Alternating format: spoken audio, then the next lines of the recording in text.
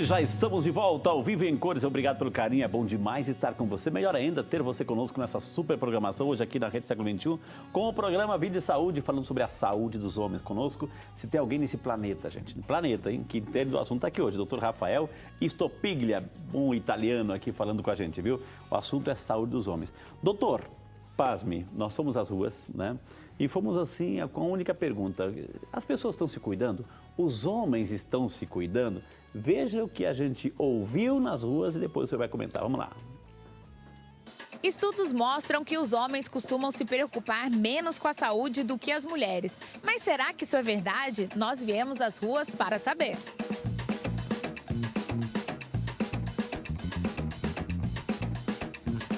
Você costuma se preocupar com a sua saúde?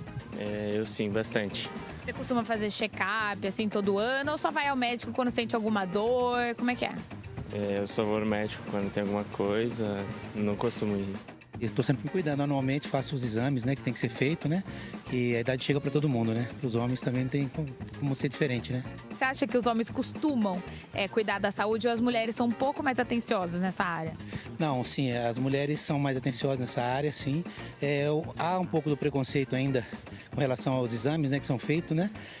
Os homens acabam tendo esse tabu, né, para ser quebrado, mas eu acho que com o tempo isso vai melhorando a cada dia, porque tem muitas informações a respeito, né? Você acha que as mulheres são mais atenciosas na questão da saúde do que os homens?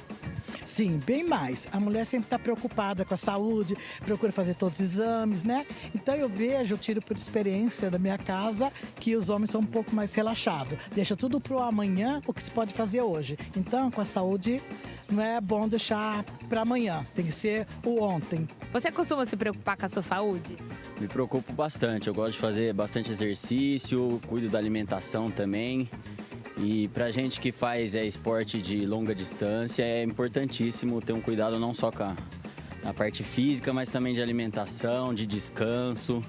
Então, me preocupo bastante, sim. E acompanhamento preventivo de saúde? Você costuma ir ao médico, fazer check-up todo ano? Sim, eu sempre faço pelo menos uma vez por ano, passar em cardiologista, nutricionista, fazer exame de sangue para ver se está tudo bem.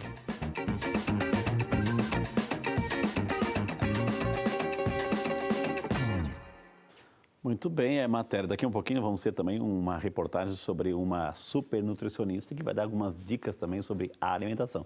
Tudo isso ainda hoje no Vida e Saúde, viu? E aí, doutor, seu comentário se corroborou o que a gente acabou de falar, né, doutor? Sem dúvida. As pessoas têm se preocupado mais, sim. Mas os meninos que me perdoem, né? Mas quando há uma entrevista, uma pergunta direcionada, as pessoas normalmente dizem que procuram sim, mas na prática não é bem isso. Né? Eles querem sair bem na fita.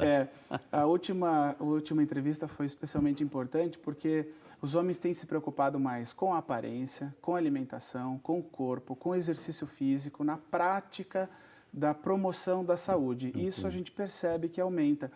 E os exames procurados de sangue, cardiologista, para esse tipo de atividade a gente percebe que aumenta sim. Isso é extremamente importante. Mas isso não se reflete na prática para a prevenção, para os exames com a preocupação de doenças. Isso a gente ainda não percebe um grande aumento. E mais, algumas pessoas que já estavam acostumadas com a rotina, ou por outra atividade, por uma preocupação com outros familiares, ou pelo trabalho, alguma mudança de vida, se esquecem um pouco. Então, frequentemente, as rotinas, as voltas anuais, elas não são anuais, são bianuais, ou a cada 3 anos. Hoje veio um paciente no consultório que não vinha há 5, e ele se assustou porque ele não percebeu que tinha se passado muito tempo. Então, isso tudo acontece.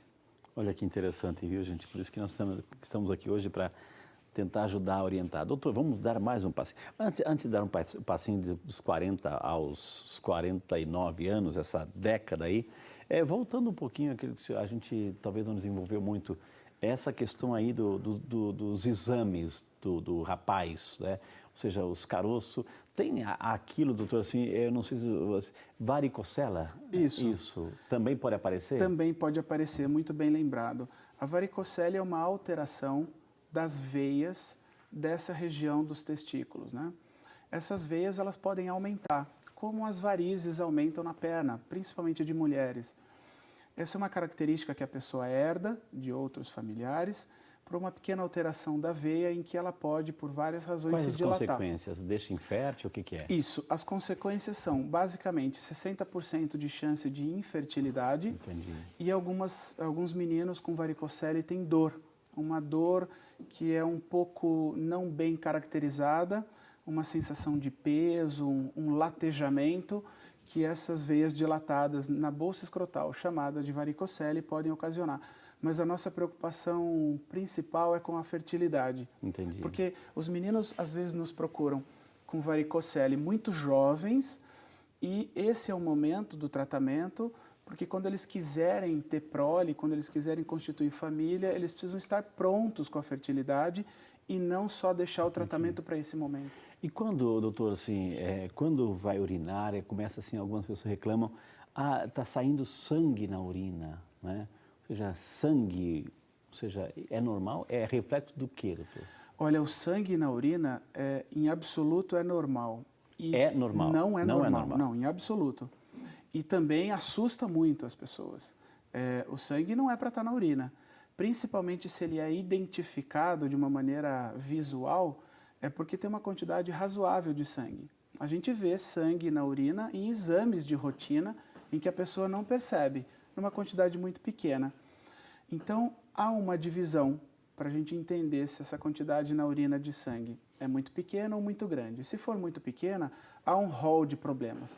Pressão alta faz isso, diabetes faz isso, problema de próstata faz isso, cálculo renal faz isso, infecção urinária faz isso. Já o sangue de uma maneira visível, que você vê o xixi vermelho e a quantidade é um pouco maior, isso não é comum em jovens, isso só aparece em jovens se eles tiverem algum problema no próprio sangue, hemofílicos têm isso, né? Agora, isso aparece mais na idade adulta. Entendi. Em homens com problema de próstata, basicamente, e a gente tem que ter muita atenção, principalmente da minha área, que são os tumores de bexiga, tanto no homem quanto na mulher. Homens ou mulheres com mais de 50 anos, que especialmente fumam... Preste atenção, aumente o volume da TV, escute. Homens ou mulheres, de novo, com mais de 50 anos, especialmente que fumam, que são tabagistas, e tem um episódio de sangramento na urina, tem que ter uma atenção muito grande com doença e tumores de bexiga. Entendi. Talvez seja a primeira preocupação, não do urologista, de qualquer médico. Okay. E isso, especialmente para as mulheres agora, porque elas estão, de uma maneira geral, nos últimos anos, fumando mais. Então precisa ter atenção. Como o senhor tocou no assunto do sangue na urina, essa é uma questão importante da gente abordar. Vai voltar, viu? Doutor, vamos dar um passinho então dos 40 aos 49 anos. Eu fico imaginando que a idade assim que a prole já está quase constituída, praticamente constituída, as crianças estão crescendo, né? Os filhos estão virando, né? Já passou essa fase da criança, os próprios filhos já estão assim virando mocinhos, enfim. E aí, quais são os principais cuidados aí para o homem nessa faixa etária? Essa é uma faixa etária extremamente importante porque... É a transição. É a transição. Se falarmos friamente com relação a números, né, Frei? O menino, digamos assim, de 40, 49 anos, ele está basicamente na metade da vida. Claro. A expectativa de vida que temos, talvez, você olhar para frente, deve ter um pouco menos do que já foi. Então, realmente é uma transição e uma virada. Uma época importante nos homens, seja de estudo, especialmente de trabalho, como o senhor disse, a constituição de família. Então, muitas responsabilidades são trazidas e aparecem nesse momento. Os filhos estão indo para a escola, enfim, o bem-estar da família. Se eles são jovens, eles são já adolescentes. Se eles são adultos, eles são adultos jovens. Okay. Então, traz uma preocupação de precisar ajudá-los de uma maneira geral um pouco mais. Também as responsabilidades com a própria família e com o trabalho. Isso traz especialmente questões emocionais e físicas nessa idade. Essa é uma década que a gente precisa estudar muito bem e já começar a atenção com a saúde da próstata. Isso que perguntar, doutor. Aliás, aproveitando aí a pergunta do nosso amigo Luciano Mendes, que ele é aqui de Valinhos, pertinho da gente. Obrigado, Luciano, pela participação. Ele pergunta assim, o exame do PSA, né, com a idade de 40, 50, é suficiente para diagnosticar o câncer de próstata? Então, vamos entrar um pouquinho, porque é uma fase, digamos assim, crucial, crítica aí para detectar alguma coisa, doutor. Essa é uma fase crucial. Agradeço, Luciano, a pergunta, está extremamente importante, mas ele não é suficiente. A gente, de algum tempo atrás, algumas décadas talvez, por vários motivos, tanto das pessoas quanto de médicos, mídia, por vários motivos, a gente trouxe uma alusão em que o exame de sangue ele possa te direcionar para algumas coisas. A gente precisa lembrar em medicina que os exames de sangue são exames complementares. Okay. E a boa e velha conversa, que é a anamnese, que é exatamente o ato clínico, e especialmente o exame físico, o histórico, etc. O histórico nos traz a maioria dos diagnósticos numa conversa clínica. E os exames de sangue são exames complementares. Muita gente diz, olha que interessante que o doutor Rafael está dizendo assim, muita gente, eu não preciso fazer, a gente preparou um vídeo, a gente não precisa fazer o exame de toque, etc, porque já o meu PSA está bom, o exame de sangue está bom, ou seja, mas o médico precisa conversar. Tem histórico na tua casa? Tem parentes na tua casa que teve? Tem isso aqui, qual é o teu estilo de vida? Está fumando? Etc. Tudo é o médico que vai perguntar isso. Então ele vai ter o quadro, Não é só se fiar no exame de sangue. O exame de sangue, como ele disse, assim, é um complemento, é um indicativo, mas não é o total, né, doutor? Perfeito. Essa colocação é exatamente a nossa Tudo orientação. Isso eu falo porque eu aprendi aqui com vocês. De forma alguma. São anos de programa. É claro que a gente não deve inverter os fatores e sim, não porque o exame de PSA está normal que você não deve fazer o exame de toque. Teoricamente, não deveria ter feito o exame de PSA sem a consulta com o médico, porque o exame de toque, por ser um exame complementar, um exame físico, ele seria feito... O que vai detectar o exame do toque tão tabu aí, doutor? Muito bem, a próstata é uma glândula que produz uma parte do sêmen que o homem elimina, que é aquele gel branco, que ela é extremamente importante para a manutenção dos espermatozoides. Portanto, a próstata... Nutriente. A próstata é um órgão que, se os homens não tivessem, a gente não poderia engravidar. É um órgão próprio dos mamíferos. Ela tem o tamanho de uma noz dessas de Natal e pesando aproximadamente 30 gramas. Eu vou pedir para o senhor dar uma pausa, porque a gente preparou um VT sobre isso aí, o doutor Rafael vai completar. Vamos lá. Vamos lá. Mas antes de tratar, é preciso entender o câncer de próstata. E para isso, é muito simples. A próstata é uma glândula que só o homem possui. Está localizada abaixo da bexiga, no meio dela passa a uretra. Quando o tumor do câncer de próstata cresce, ele comprime a uretra, causando dificuldade para urinar. Essa dificuldade é um dos principais sintomas da doença. Aí está a localização para você entender onde está a próstata e o que o doutor falou. Agora, por favor, doutor. Bem, só para a gente, então, complementar um pouquinho, ela fica numa posição estratégica, como o vídeo colocou, embaixo da bexiga, e bastante interna. Por isso, o exame de toque, a gente não consegue palpar externamente a próstata. Está na tela, doutor. Pode colocar isso, a foto aí, o doutor vai falando e isso. É extremamente importante ali, embaixo da bexiga, ela roxinha, e o canal da urina passa no meio dela para a gente urinar. Como ela não pode ser palpável externamente, a gente consegue examiná-la através do reto, do ânus. Entendi. Por isso o desconforto, mas é uma via de acesso que o médico tem para poder examiná-la. Vão detectar ali? A espessura, o volume, o que é basicamente, para o câncer de próstata, a gente procura alguma alteração de consistência. Entendi. Há uma alteração, um endurecimento da próstata ou aparecimento de um caroço. É isso que chama atenção, especificamente para o câncer, no exame de toque. É um exame, obviamente, que desconfortável, ninguém diz o contrário, mas é um exame que não dói, ele é indolor, é apenas desconfortável e extremamente rápido, nos dando muitas informações para que a gente possa passar um parecer bastante confiável de como está esse exame físico. Porque ela tem um tamanho e ela tem uma consistência, uma mobilidade, doutor, é isso? Isso. Depois dos 50 anos, como talvez a gente vai abordar em breve, a próstata, de uma forma natural, Ela cresce. ela aumenta. É a chamada hiperplasia. Perfeito. Essa hiperplasia vai acontecer para todos nós homens de uma maneira até o final da vida. Algumas raças, como brancos caucasianos, têm a próstata crescendo muito. Já orientais, amarelos, têm a próstata crescendo menos. Olha. Isso é uma característica, mas que ela vai crescer, isso não tem dúvida. E este crescimento propriamente, que é relativamente natural para todos nós homens, vai dar alguma dificuldade para urinar pelo aperto, pelo estrangulamento do canal da urina. Porque o canal da urina vai passar por ali, por dentro. Exato. E pode ser também uma prostatite, né, doutor? Sim, Assim, uma inflamação, uma infecção pode acontecer. Já o câncer de próstata, o aparecimento do caroço, dessa área endurecida, se desenvolve na parte posterior da próstata. Para o aperto do canal da urina e a obstrução urinária, leva muito tempo. O assunto hoje específico não é o câncer de próstata, mas eu não vou perder a oportunidade.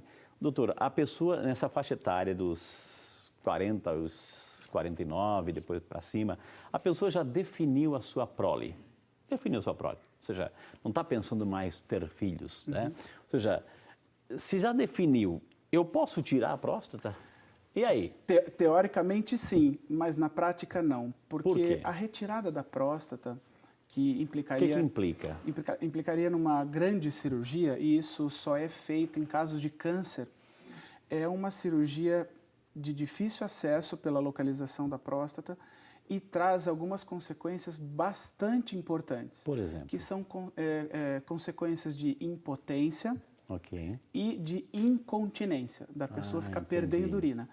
Essas consequências, elas são bastante sérias e só se justificam numa doença grave como o câncer. Se tiver um câncer, ok, aí partir para tratamento cirúrgico, quimioterápico, radioterápico, caso não haja necessidade, não haja esse perigo, não haja história familiar, deixa ela quietinha lá. Sim, existem outras formas de tratamento para o crescimento dela e a gente pode auxiliar muito esses homens com esses tratamentos para uma ótima qualidade de vida que não a sua retirada. Vamos passar para a faixa etária seguinte, e a pergunta que emenda, assim, a partir de que idade, doutor, então é importante que o homem faça essa visita, né, específica ao urologista para fazer o seu exame de próstata? A recomendação é que a visita ao urologista para o exame de próstata seja feita, como o quadro mostra, a partir dos 50 anos. Por que isso? Primeiro porque a doença de próstata, seja o crescimento, mas especialmente o câncer, é muito comum, é muito prevalente. A partir dessa idade e até os 80 anos de idade, 1 em cada 6 homens vai ter câncer de próstata na vida. Gente, você sabe o que ele falou? 1 em cada 6 homens aqui. 1, 2, 3, 4, 5, 6, 7, né? Nós somos 8 aqui no estúdio, aqui, ó, né? Tem um visitante, tem um padre lá também, tem visitante, enfim. Ou seja, 1 a cada 6 homens pode ter um câncer de próstata. Exatamente. E isso aumenta muito essa incidência, essa prevalência com a história familiar. E eu já coloco essa questão da história familiar também sendo importante para essa visita após os 50 anos, porque se você tiver um familiar próximo, pai, avô, tio, irmão, primo, um familiar direto, que tenha câncer de próstata ou tenha tido câncer de próstata na vida, sua chance dobra de ter. E se você tiver um segundo familiar, sua chance aumenta 5 vezes. É o caso que o fator hereditário conta muito. Conta muito. Conta muito. E eu gosto sempre de dizer isso. Por favor, doutor, o senhor é o dono do programa aqui. Imagino. Né? E gosto sempre de colocar que nós médicos também não somos imunes, somos obviamente carne e osso, como o Papai do Céu fez todos nós. Eu tenho essa prevalência. Eu tenho um avô que faleceu de câncer de próstata na década de 80. Entendi. E o meu pai teve câncer de próstata há 8 anos. Eu tenho uma chance muito maior do que talvez todos vocês aqui. Também até isso Deus foi preparando até a sua vocação médico urologista. Talvez. Também para começar a se cuidar, né, doutor? Talvez, sim. Que maravilha, gente. Eu vou chamar o nosso intervalo, mas antes disso, os dias dos pais está chegando, né, gente? Nós temos aí uma super promoção, uma promoção do Dia dos Pais, uma corrente com a cruz, né? E essa cruz tem a oração do Pai Nosso. a cruz gravada com a mais poderosa oração. A cruz ela é feita em latão, mas porém folheada a ouro. Lembrando que ao adquirir qualquer um desses produtos, você tem 20% de desconto. E tem mais, levando 2 ou mais produtos da seleção do Dia dos Pais, você ganha um presente, né? Um presente para seu pai e, é claro, o outro para você. Então vai ligando para o nosso Shopping Católico, não perca tempo, shoppingcatólico.com.br ou telefone 0800 777 0021 ou 19 3871 9621. Uma dica aí, oração do Pai Nosso, aí no peito, no pescoço do seu pai. A gente volta já com muito mais informações, vamos entrar nessa década dos 50 aí, vamos bater um pouquinho aí nessa questão da prevenção da próstata aí com o Dr. Rafael. A gente volta já só para você.